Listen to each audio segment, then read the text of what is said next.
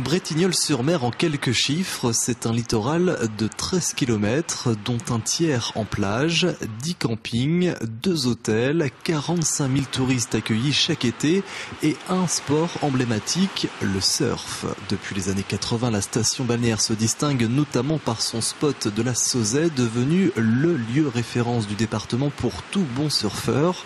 Et plus largement, ici, les vagues rivalisent avec celles des Landes ou du Pays Basque.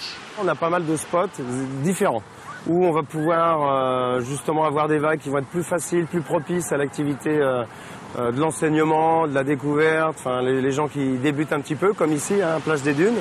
Et puis forcément on a des spots comme la Sauzet. Donc cette vague est disons particulière parce qu'elle déferle, les vagues déferlent sur un plateau rocheux. La vague de la Sauzet c'est vraiment particulier, plus pour les confirmés.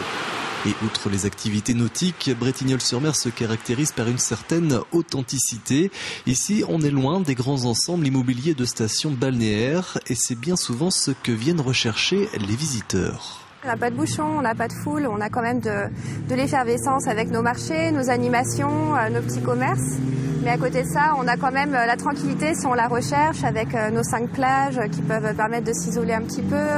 On a des grandes criques et des grandes plages de sable fin, donc les paysages sont vraiment variés et s'ils veulent aller un petit peu en campagne, on a aussi la campagne vraiment tout près à 2 pas du centre-ville. Une station balnéaire authentique donc, mais en quête de développement. Bien qu'il fasse des vagues, le projet de création d'un port de plaisance de 1000 anneaux est ainsi à l'étude. Aujourd'hui donc, à l'instar de la commune limitrophe Brême-sur-Mer située en lisière de forêt et des vignes des fiefs vendéens, Bretignolles conserve son image de la mer à la campagne.